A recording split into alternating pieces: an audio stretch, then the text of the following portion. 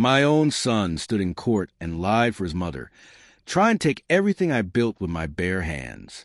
But in the end, she lost. And now he's the one in trouble, his life unraveling, his marriage on the brink. And suddenly he wants my help. My name is Raymond Carter. I'm 52. I own and run a modest yet successful construction company in Charlotte, North Carolina.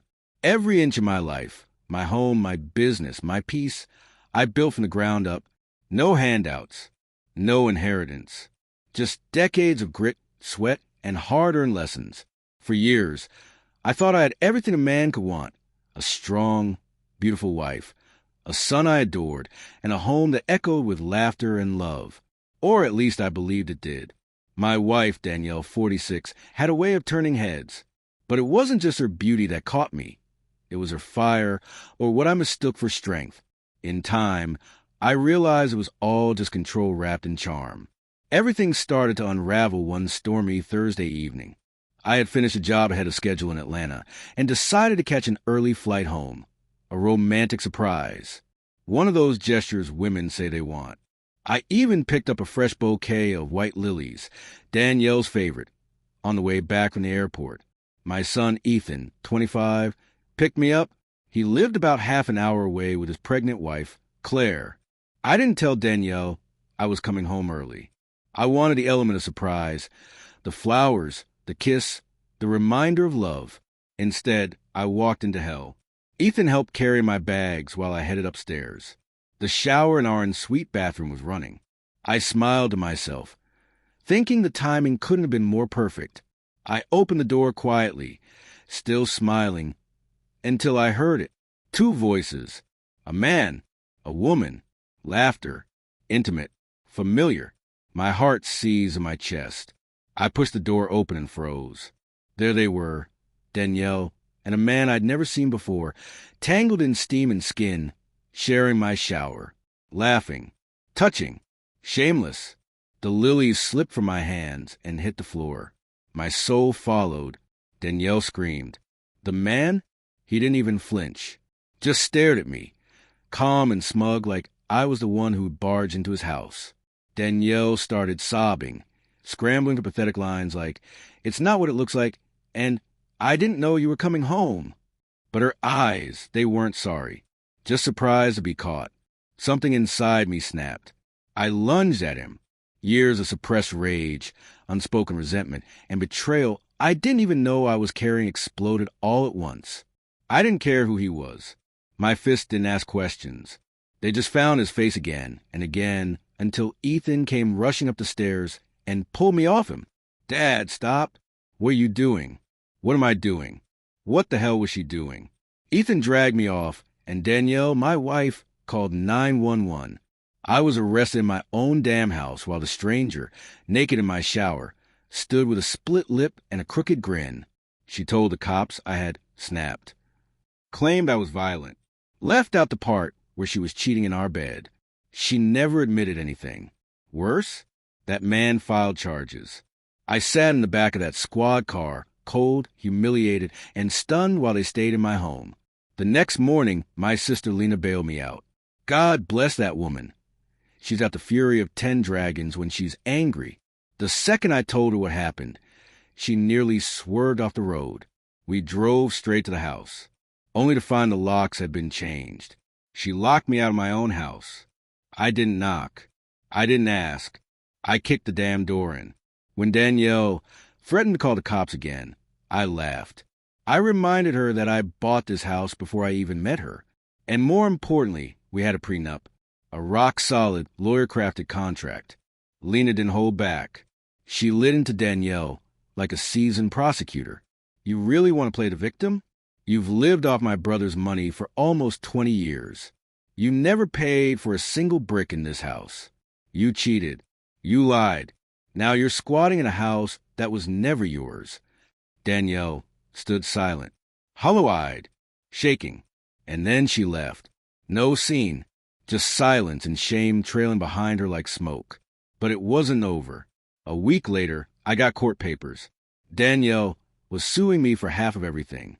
And to my horror, Ethan, my own son, was listed as a witness for her. The same son who saw the affair. The same one who saw me dragged off in cuffs. He stood by her side and lied. In court, he told him I was abusive, that I'd always had a temper, that his mother was terrified of me. And I sat there, silent, numb, stare at the boy I raised and wondering if he was doing it out of loyalty or greed. Did he truly believe her lies? Or was he hoping for a bigger inheritance? But the prenup held. The judge saw through a performance, and Ethan's too. She got nothing. Not the house. Not my business. Not even alimony. Just a few suitcases and the stale air of a courtroom that no longer believed her. I walked out with my name, my freedom, and the bitter satisfaction of seeing her lose. I didn't speak to Ethan for months. Until last week. I was sitting on my porch, watching the sun dip behind the pines, when his car pulled into the driveway. He looked like hell, eyes sunken, clothes wrinkled, the weight of his choices heavy on his back. He told me Claire had kicked him out, found messages between him and his secretary. Betrayal, it seems, is genetic. Now he was broke, jobless, homeless, and desperate. Tears filled his eyes as he looked at me and said, "Dad, I need help." I stared at him. "You made your choice," I said. "You stood by the woman who wrecked our family. You helped her lie. You lied for her. You tried to destroy me." He mumbled something about regret, said it was all a mistake, said Mom didn't mean to hurt anyone. I laughed. She meant it. And so did you. Then I stood up, walked back into my house, and shut the door behind me. Forgiveness comes with truth. Betrayal without it, that scar never fades. I gave everything, to them. Now they both have nothing. I thought that would be the end of it. But life's not done with its cruel jokes.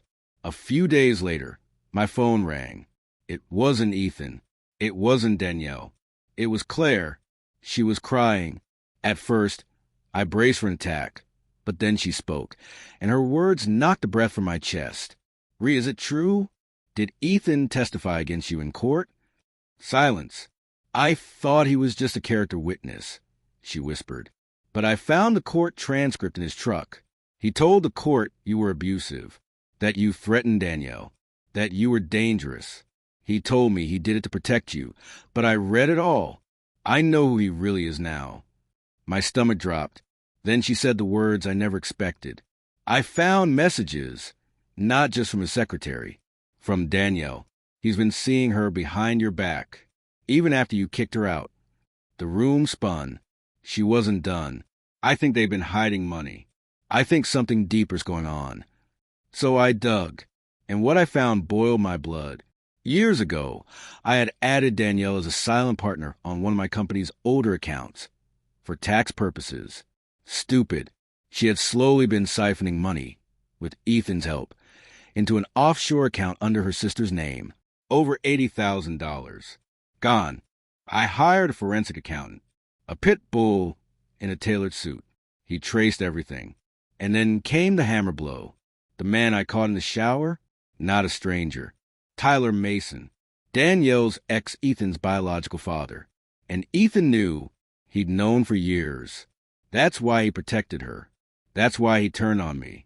She had lied to me from the beginning, got pregnant at 21, pinned the child on me, and watched me raise a boy who wasn't even mine.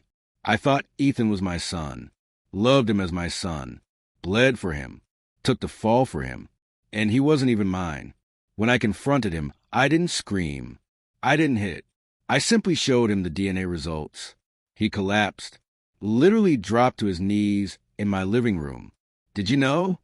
I asked. He nodded slowly. "Mom told me 3 years ago. She said you'd leave if I told you." I stared at the boy I once carried on my shoulders. "You didn't just lie to me. You watched me rot in jail. And when I needed you, you twisted a knife." He sobbed.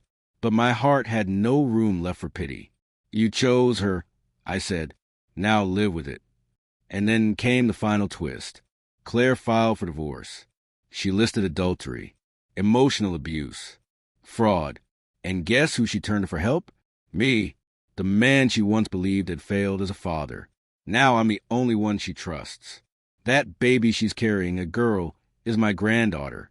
born into the wreckage of betrayal. But I'll be damned if she grows up surrounded by liars. I bought Claire a small home nearby, put her name on the deed, set up a trust for the baby, told her she'll never have to rely on a man who can't stand on his own truth. Danielle? She's working retail now. Strip mall, outskirts of town.